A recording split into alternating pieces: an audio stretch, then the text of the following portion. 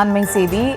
கனமழை காரணமாக உதகை அரசு தாவரவியல் பூங்காவிற்கு சுற்றுலா பயணிகள் செல்ல தடை விதிக்கப்பட்டிருக்கிறது. அதி கனமழை எச்சரிக்கை காரணமாக உதகை தாவரவியல் பூங்காவுக்கு செல்ல தடை விதிக்கப்பட்டிருக்கிறது.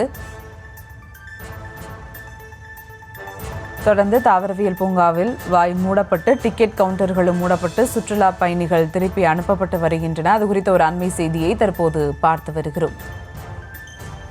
கூடுதல் விவரங்களோடு இணைகிறார் செய்தியாளர் அனீஷ். வணக்கம் அனீஷ். உதகை தாவரவியல் பூங்காவுக்கு செல்ல தடையானது விதிக்கப்பட்டிருக்கிறது. கூடுதல் விவரங்கள்.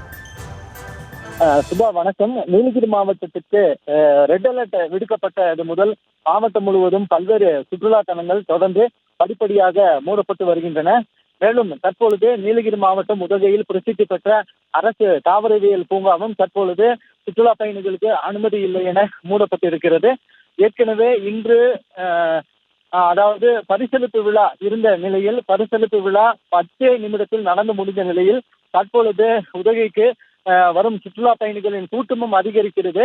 இதன் காரணமாக உதகை அரசு தாவரவியல் பூங்காவும் தற்பொழுது மூடப்பட்டுள்ளது. மேலும் நாளை உதகையில் உள்ள குந்தா, உதகை, கூடலூர் உள்ளிட்ட பகுதிகளில் உள்ள சுற்றுலா தலங்கள் முழுவதுமாக மூடப்படும் என அறிவிப்பு வெளியாகியுள்ளது. சுபா, விவரங்களுக்கு நன்றி அனீஷ்.